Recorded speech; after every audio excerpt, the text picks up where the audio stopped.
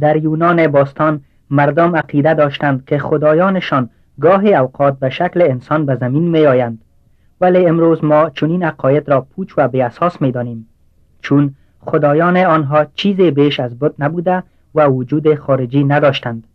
آیا خدای حقیقی که همه چیز را آفریده می تواند به زمین نزول کرده به طوری که انسان بتواند او را ببیند و بشناسد؟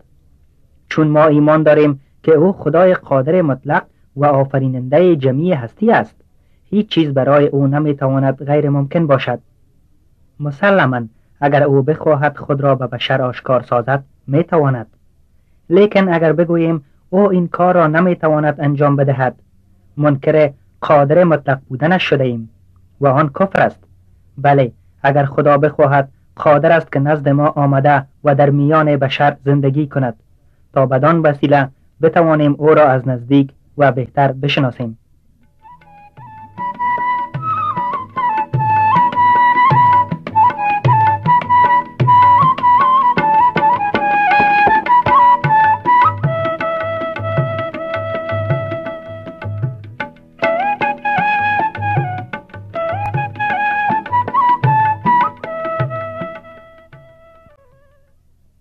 حالا مسئله اینجاست که آیا خدا می خواهد نزد ما بیاید یا نه؟ آیا کدام خبری از این که او چنین کاری کرده باشد در دست داریم؟ اینجاست آن خبر خوشی که ما برای همه جهانیان داریم. خدایی که خالق بشر و همه موجودات است آنقدر مایل بود تا ما او را بشناسیم و با تمام قلب دوستش بداریم که در محبت بی‌حد و اندازه خود به این جهان آمد تا در میان ما ساکن شود. تقریباً 2000 سال پیش نور خدا که با خدا یکی بود با قدرت به طور مخصوص بر دنیای ما تابیدن گرفت. نور خدا که کلمه خدا نیز نامیده شده در رحم مریم باکره مجسم و به لباس بشری ملبس گشت و به شکل عیسی مسیح تولد یافت. تفاوت مسیح با سایر مردم این بود که او دارای دو جنبه، یعنی الوهیت و انسانیت بود. او یک انسان واقعی بود، زیرا از مریم متولد شد و هر آنچه در یک انسان بود در او نیز یافت می شد به جز گناه. ولی او به مراتب از یک انسان بالاتر بود، چون او جنبه الهی داشت و با خدا یکی بود.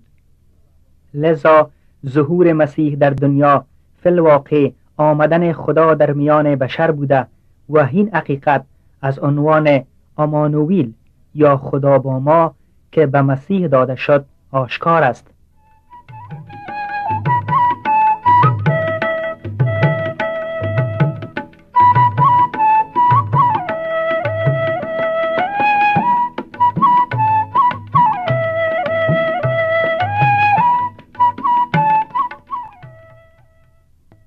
علاوه بر امانوئیل، القاب عالی و اسامی دیگر نیز به عیسی داده شده است، ولی لقب مخصوصی را که خدا به عیسی داد پسر خدا بود. عیسی مسیح گاه خود را پسر خدا می نامید و معمولا خدا را پدر خطاب می کرد. یک بار وقتی که او با شاگردانش درباره پدر خود یعنی خدا صحبت می کرد، یکی از شاگردانش به او گفت پدر را به ما نشان بدی. این خواهش آرزو و اشتیاق دائمی بشر را برای دیدن و شناختن خدا به طور کامل نشان می دهد. جواب مسیح به این درخواست چه بود؟ او به شاگرد خود گفت در این مدتی که با شما بودم آیا مرا نشناخته ای؟ کسی که مرا دیده پدر را دیده است. من در پدر هستم و پدر در من است. بشر به منظور این که خدا را ببیند بت‌های زیادی برای خیش ساخته است، ولی هیچ کدام از بت‌هایی که به دست انسان ساخته شده نمی توانست مظهر خدای نادیده باشد. پس خدا خود را در عیسی مسیح که در انجیل صورت خدای نادیده خوانده شده به طور کامل ظاهر ساخت تا همه کسانی که مشتاق دیدار خدا و طالب وی هستند بتوانند او را در مسیح ببینند. چقدر از جویندگان حقیقت متعرفند و میگویند قبل از این که در عیسی مسیح با خدا روبرو شوم خدا را کاملا نمی شناختم. زیرا عیسی مسیح پسر خدا کاملا مانند پدر آسمانی خود بوده و هر که او را ببیند خدا را در او دیده است. بنابراین واضح است که عیسی مسیح مانند انبیای قدیم فقط درباره خدا حرف نزد، بلکه او خدا را در خود برای بشر ظاهر ساخت و او مظهر خدا بود. همانطور که قبلا گفتیم بعضی از صفات خدا مانند حکمت و قدرتش در طبیعت ظاهر گشته است، ولی در مسیح ما با افکار و نیات و اعمال الهی آشنا می شویم و این حقیقتی است که از هیچ طریق دیگر ممکن نیست حاصل گردد.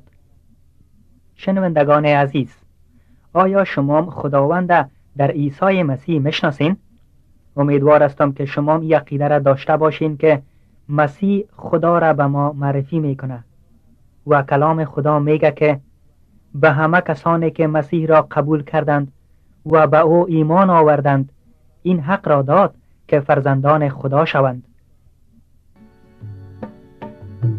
مسیح خداوند خدای من و تو، که کر جان خود را فدای من و تو، شده زنده حالا برای من و تو.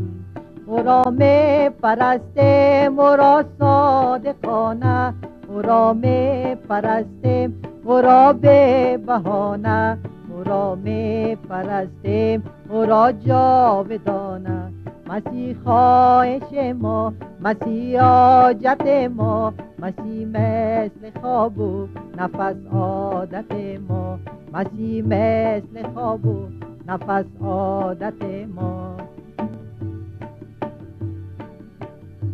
چو بر زخم دلهای ما مرهم است و همیشه به ما مونس و همدم است و چو عطر نفیس گل مریم است و مثل حقیقت به دلان نشسته و در پیکر شعر فردا نشسته و در دیده و دل چو زیبا نشسته. مسیح خواهش ما، مسیح حاجت ما، مسیح مثل خواب و نفس عادت ما، مسیح مثل خواب و نفس عادت ما. با خونش زدوده گناه من و تو، سفید کرده روز سیاه من و تو، بود بعد از این و گواه من و تو.